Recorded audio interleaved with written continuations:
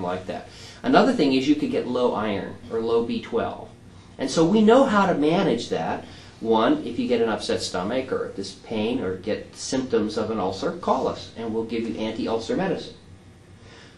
Similarly, we know how to protect against ulcers. Not 100%, but we know if you take aspirin or drink alcohol or smoke cigarettes, that cuts open the lining of the stomach and gives the bacteria that causes ulcers an entree to get started.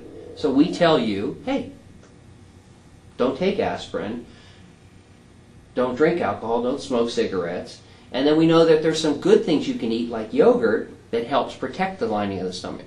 So we have the potential to give our patients a very powerful treatment that's very effective, but that has some risks. And so what we want to know is, can we assign you, can we tell you about these risks?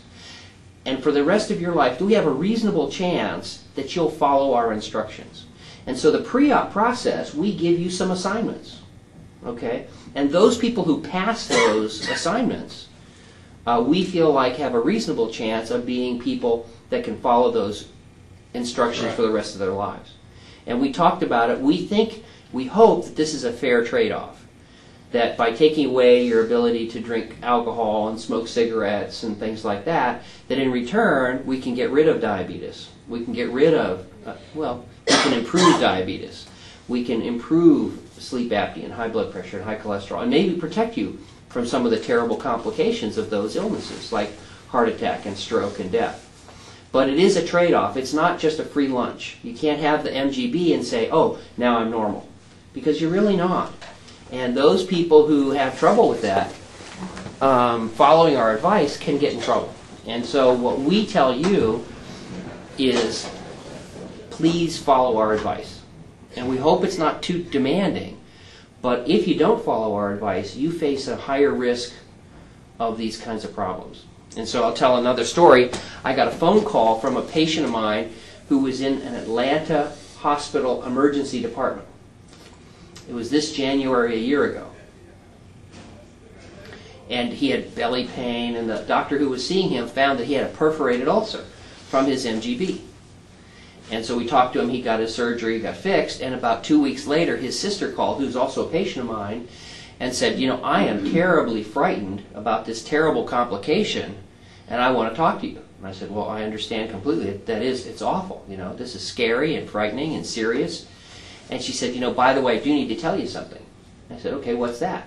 Well, my brother smoked cigarettes. I said, okay. And drank alcohol. Okay. And took aspirin. Oh, okay. And did nothing as far as your advice of following your advice after surgery. And so he actually is someone I use as kind of an educational tool. Now, you can still get in trouble with ulcers even if you do everything perfectly. But we know that there's some things that increase your risk of having trouble, and there's some things you can do to protect yourself, a lot like wearing seatbelts. Seatbelts are not perfect, but they improve your safety when you drive a car. And our advice to you is to follow our instructions. So that Citracil over the rest of your life is a good idea. The fiber in that is helpful. The Tums over the rest of your life acts as an antacid and also as a calcium supplement, and so that's a good thing to do for the rest of your life. Having yogurt with the good bacteria, the lactobacillus in it, and its protein, the whey protein and protein it has in it, and the calcium it has in it are all good things. So adding that to your diet regularly helps protect you from some of the problems long term. And then one of the other nice things about the mini-gastric bypass is, God forbid, you are one of the rare people who doesn't do perfectly or doesn't do well with the surgery. It's nice to know it's very easy to revise. And of course, we're going to see you today for exactly that. We're going to do a revision to get you some more weight loss. Right. One more point. When I was 359 pounds, I had to sit like this all the time. You know, now it's more comfortable. And it's, you know, I've been sitting up here for what, 5 minutes this way, and it feels good. And before he could not fit into seats. Yeah, he couldn't get in. We Yeah, break I hate lawn flying. chairs. I hate flying anyway, but you couldn't fit into an airline seat. The cars you know, some of the cars now, like I have a little car, and I had a very difficult time getting in and out of it.